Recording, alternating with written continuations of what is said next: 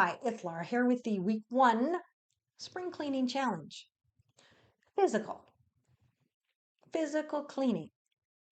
And this may take you more than just 1 week. All right, you may do it in little bits throughout the entire challenge. But we're going to start here because everything is based in what's going on physically.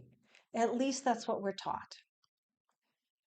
All right, so the mess in your closet or the mess on your desk or the junk drawer that's overflowing or the paint cans that are out in the shed or the garage, the organizer in the shed or garage that isn't organized.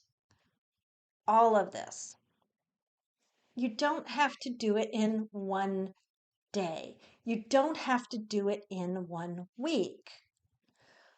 But think about taking the next most of a month and making your physical space much more organized.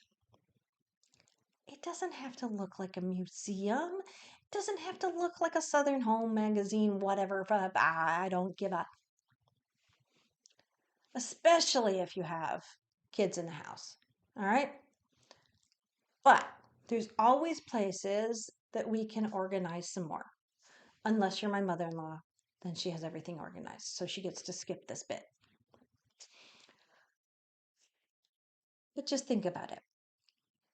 Maybe it's everything's fine in your house and everything's fine at your desk at work.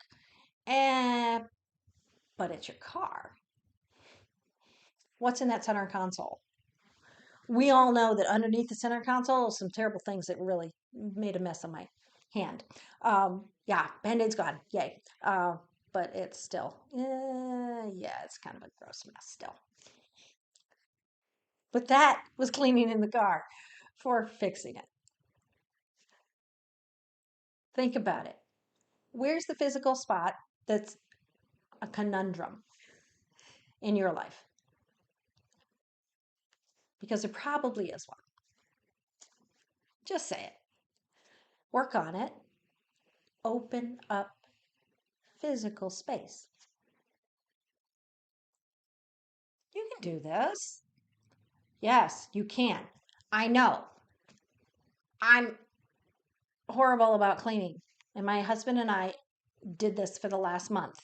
And so I'm encouraging you to do it too. You can. I promise. Thank you and namaste.